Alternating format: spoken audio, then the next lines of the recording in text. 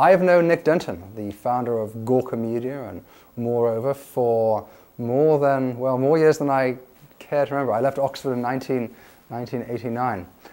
Nick was my editor at the Oxford magazine, which was called ISIS, and I seem to recall the last story I owed to him I actually didn't hand in, and I left him in a lurch. But my ability to go and stay on deadline has improved, and Nick is kind enough not to remind me of it.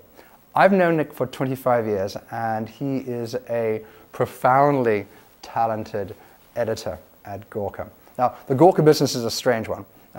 It's basically almost a slave shop.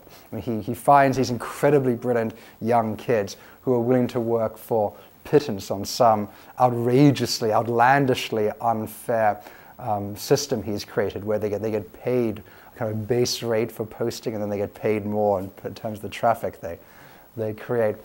As long as he can find smart people and he can go and rifle through them, it seems to work. But really, Gawker Enterprises is a bit like Omni Media with Martha Stewart, in that they both require lots of kind of smart people willing to kind of give their all to these companies. The real personality behind it is Nick.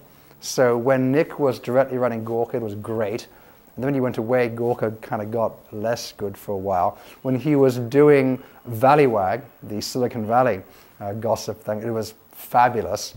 And now he's back at Gawker, and Gawker's good again. Really, all these sites they're good as long as Nick has his attention on them, because he does something very British, if I can compliment my own education.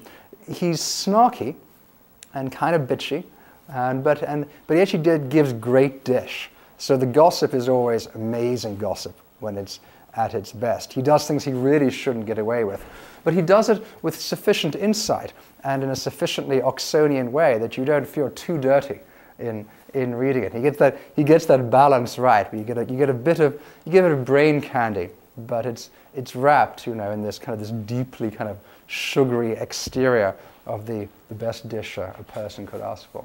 So really, if Nick could go and clone more little Nicks, Gawker would have no barrier to its infinite growth.